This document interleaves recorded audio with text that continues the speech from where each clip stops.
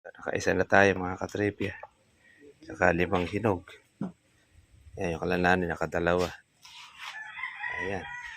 Yung 3 piraso na to, 6.3 na ang presyo. Yan yung kamahal ang kalamansi.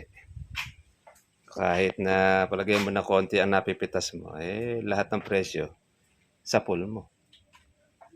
Hindi yung titingin-tingin ka doon sa namimitas. Ikaw, meron kang napipitas din. Ayan. Kaya solid pa rin mga farmers po yung alaga natin. Kaya bunga ng tagulan yan, saka ng abon. Oo. Yun ang diretso niya dyan. Pinakainaman mo yung kalamansi. Pag wala kang pera, mitas ka. May pera ka na. Ayan ang bangkong buhay. Ayaw lang maniwala nung iba. Wala kasing lupa. Walang tataniman.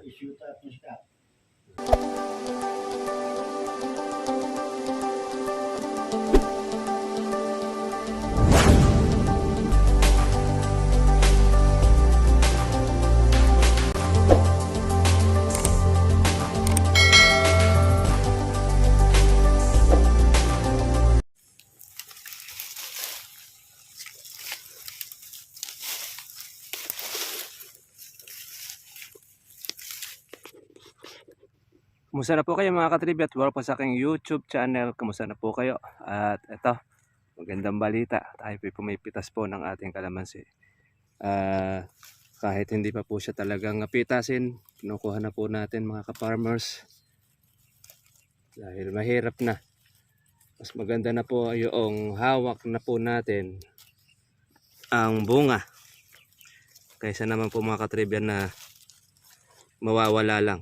Kaya ito, tsaga-tsaga po tayo. Yan, nahalawa po natin yung lahat ng mga po pwede. At makulimlim. Masarap pong mamitas mga ka-farmers. Ayan. Kaya pitas-pitas tayo. Sa lahat po ng ating mga katribya. Ito yung ating kalamansi na sa isang lugar na nilagyan natin ng organic. Tila baga mamamatay na, pero nakabawi siya at ngayon ay berdeng berde. Ito, nagunguha tayo uli ng bunga sa kanya. Yan. Ang magandang balita ay tuluyan na pong tumaas ang ating presyo. Meron kumukuha ng 2,000, may kumukuha ng 2,100. Aga-agawan pa mga ka-farmers yung mga buyer. Iba wala na pong makuhanan, kaya na pilitan na po silang magsipagtaas ng ating pong mga trivia. Sabay tanggal na po natin ang bagging dito sa ating kalamansian. Uulitin natin muli mga ka-farmers po yung ating herbicide. Lapit-lapit na po tayo mga ka-farmers po na makaisang red bag. Kaya tsaga-tsaga lang. Sulit naman mga katribya ang presyo. Pero mo makaisang bag ka, ang ganda-ganda mga ka-farmers po yung ating pong mapagbibilan. Meron pong mga ampalayahan, palayahang ligaw. Parang uulan na. Alam mo, uulan mga katribya. Ito ang possible na kukunin po ng mga kawatan. Ito po yung area na malayo na sa atin, kaya magagawa nila po yung gusto. Kaya nung tayo ay nag-spray ng pang insecticide, hindi na tayo nagdalawang isip na ito ay pitasin. Mahirap na, para makakuha tayo po ng pansabog ng abono. Hindi, at least hindi naman gagaling sa ating sariling bulsa yung ating ipang-aalaga rito. napitas na. Kaya hindi na matutokso ang magnanakaw. Nakunin at kunin ang bunga na walang paalam dahil napitas na po natin. Namumulot lang tayo mga kaparmers, hindi naman po siya ganong karamihan ang bunga. Kaya malaking bagay ang pagka makaisang bag tayo.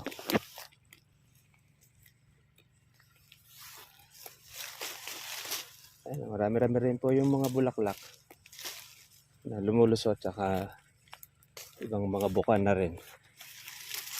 Kaya ilalagaan na rin natin ito ng spray kanina.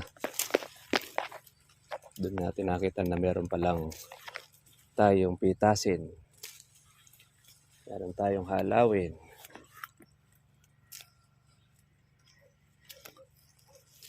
Yun. Kaya yung mga ilalim na hindi po nakuha ng ating mga tolongges,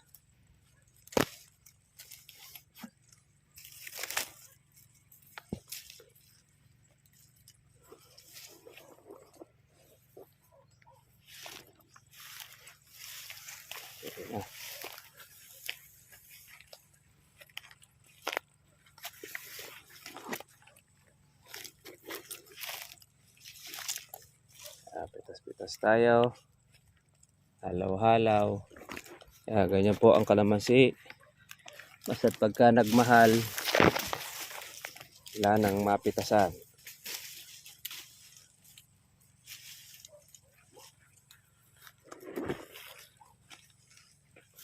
Kaya pulot-pulot tayo. Yan.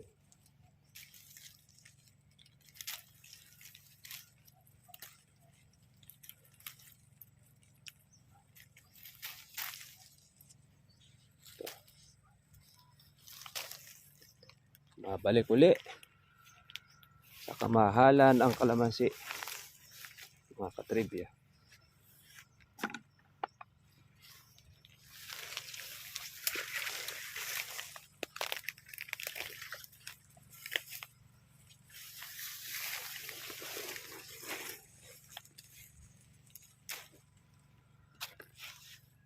Maambon-ambon. Sige, pitas muna po tayo. Ito mga katribya, merong areang hindi po nakuha ng ating mga kaibigan, mga kawatan. Pero pagka hindi nakuha, lumalaki. Tsaka marami. Ayan. Kaya dito makakailang kilo na tayo. Makakuha po tayo rito mga ka-farmers po ng isang bag. Yung ating pitas. Malaking bagay po ito.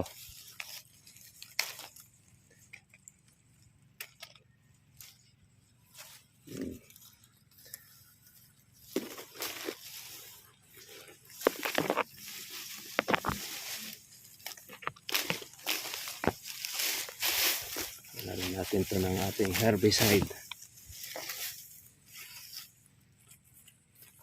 Sprayin.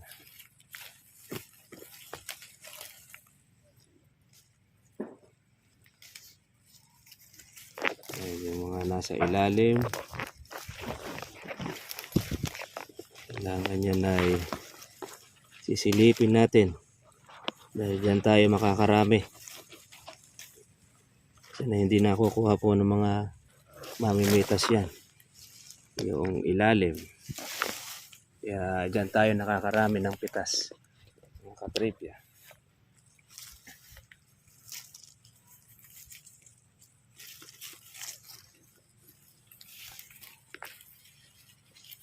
Meron pa tayo mga bulaklak.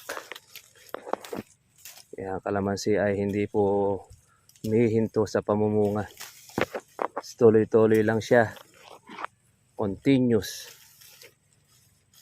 Kaya lahat ng buwan, meron kang inaasahan na harvest o ani. basta't masipag ka lang mag-aalaga.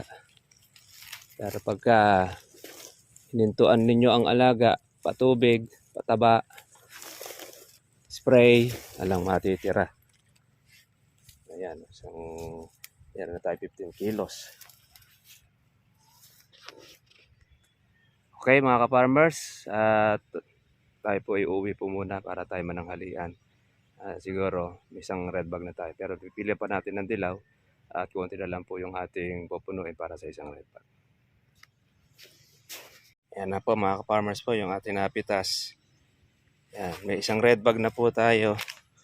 Sama na po pati po yung hinog. Pagka napilian na po mga ka-farmers ay isang buo na po ang ating napitas. Meron tayong natira. Siguro konti na lang po yan. At balikan na lang po natin bukas. Bukas sakali makakuha pa tayo ng mga ilang kilo mga katribya. Sige po, nagkuha muna tayo. Pananghalian. Nakaisa na tayo mga katribya. Saka 5 hinog. Ayan, yung kalalanin, nakadalawa. Ayan. Yan 3 piraso na to. 6.3 na ang presyo. Yan yung kamahal ang kalamansi. Kahit na palagay mo na konti ang napipitas mo, lahat ng presyo sa pool mo. Hindi yung titingin-tingin ka doon sa namimitas. Ikaw, meron kang napipitas din. Ayan. Kaya solid pa rin mga farmers po yung alaga natin. Kaya bunga ng tagulan yan, saka ng abon. Oo. Yun ang diretso niya dyan. Pinakainaman mo yung kalamansi. Pag wala kang pera, mitas ka. May pera ka na. Ayan ang bangkong buhay. Ayaw lang maniwala nung iba. Ay, wala kasing lupa. Walang tataniman. Issue tapos ka. Tuwan ka mo kalamansin dito. Kaya kap, Tuwa tuwa. na, kap. Tuwa na Baka kalamansi. mapapitas ka kamo sa mababa, madali ka na naman ng ahente. Makana ka ng mababa. Kami, tuwan. Pataas pa yan, hindi pa baba. Kaya magagalit na naman yung ahente sa atin yan. Kung magalit ba sila, sa dahil tama tayo nagsasabi, lumalaga. tayo ng presyo, wala kasi Kaso naman kinikita. yung nahihirapan, laging naluluko, kawawa. Gusto nila yung magpatubo, dala-200 isang red ba? Biro mo ang tubo nila sa isang red bag, 600, biro mo. Diba? Ikaw na nag-aalaga, halos lahat ng pawis may lumabas. Sila Sila naman easy sila. Nagagalit pa pag nagsasabi ka ng totoong mataas. Ba't sila magagalit sa tama? Nababasyo sila eh. Yun ang- Maatras yung mga kinukuhanan nila. Hindi balik kung halimbawa ang kuha nila, 300 man lang ang kuha nila, ang kinakaryat. Ay, malaki pa rin yun kung 300. Yung 100 na malaki na yun. Oo. Kung tutuusin. Kasi kaya naman sabi ko yung 300, 100 sa ahente, 200 sa pumipitas. Ay, kuha na yun. Iba yung sa pitas, saka doon sa tubo ng ahente. Hindi ganun. Kasama ko, Yung sa pitas, pagka ganyan ang presyo ng kalamansin, yung mga grupo ng mamimitas. mga mamimitas, hindi tatanggapin siya na patara. Oo. Lalo kung pinupulo. Yung kalamansin mo. Klas ng mga mamimitas ngayon. Ahamunin ka pa ng hatino. Nakaw. Yun, doon sila madadali. Diba? Yung mga grupong dumadayo. Hindi naman hati ang tawag doon kasi pag hati, wala kang gasto. Kaya sa'yo gastos yung Yun. utangan mo pataba, lason. Lahat Lason yun, sa gasto. ilalim, lason sa ibabaw. Kung hati, dahil lamang yung nakikipaghati Ang nakikita, Dahil wala silang gastos sa hati. nakita nila yung tasay ka ng presyo. Kaya nga ayaw nila makipitas dito eh. Hindi nila malukit ka rito eh. Ayan. Kaya dumadayo. sila eh. Yun lang ako. Kaya yung mga nabibiktima kawawa. Isipin mo, tuwa ng kalamansi, titry ka na ito 1.5. Gano'ng kalaki kakagatin sa'yo. Ano na? 600. Doon ang tira nila. Dito kayo kape kakapagpita sa 1.5 na neto. Nako, dahil laki nung nawala. Kaya hindi naman ako makakibo. Kung nung pagpitas tayo doon, nagkalutuan. Nasira tuloy tayo kay Kap. Kasi sa tagulang kasi talaga, di naiiwasan yung pagkaluto. Kaya tuloy ako kay Kap. Akala ay sinasadyang niluluto yung kanyang kalamansi. Kaya kalalaga sa mga Oo. Ayan mga katribya, yan, para daw po sa mga gusto mag-update po ng presyo ng kalamansi, baka po mapapitas nyo sa mababa, yun na po yung lakad niyan. Kaya may tendency pang tumaas yan, malalaman din po bukas yan. Pag wala kasi ngayon dito, halos ubos din ang bunga uli ng kalamansi. Kaya swerte yung meron mapipitas. Meron silang mahahalaw. Ngayon, madalang ngayon ang dumadaan. May kalamasing karga ngayon. Wala na. Pati mga mamimitas ngayon, matumal. Wala nang mapitas kasi kinayod na rin nila. Wala na rin yung mga palakihing iba. Medyo mababa kalamansi. Parang agos ng tubig at daan na kalamansi. Yung 1, 2, 1, 3. Maraming mga pumipitas. Bawat dumaan kolong-kolong ay tigibang karga. Mga puno. Kami naman, napilitan kami magpapitas sa 1, 2, tsaka sa 1, 3. Dangan na ninanakaw araw-araw. Kaya maobligado kang ipapitas talaga kahit na gano'n. Pero kung dinili lang namin, ay baka din namin inabutan yung 2-1 na ito. Ubus na rin sa magnanakaw. Gano'n. Kaya kinuha na namin. Dinesisyonan na pitasin kahit sa mababa. Mainam na yung mababa na meron Kesa doon sa kawatan. Kawatan dito. Grupo-grupo sila. Malalakas ang loob Para din grupo ng mamimitas. Hmm. Salta nga ni bang magnanakaw Hawakan niya kaya puno ng kalamansi niya, hindi mabawasan. Yun, no?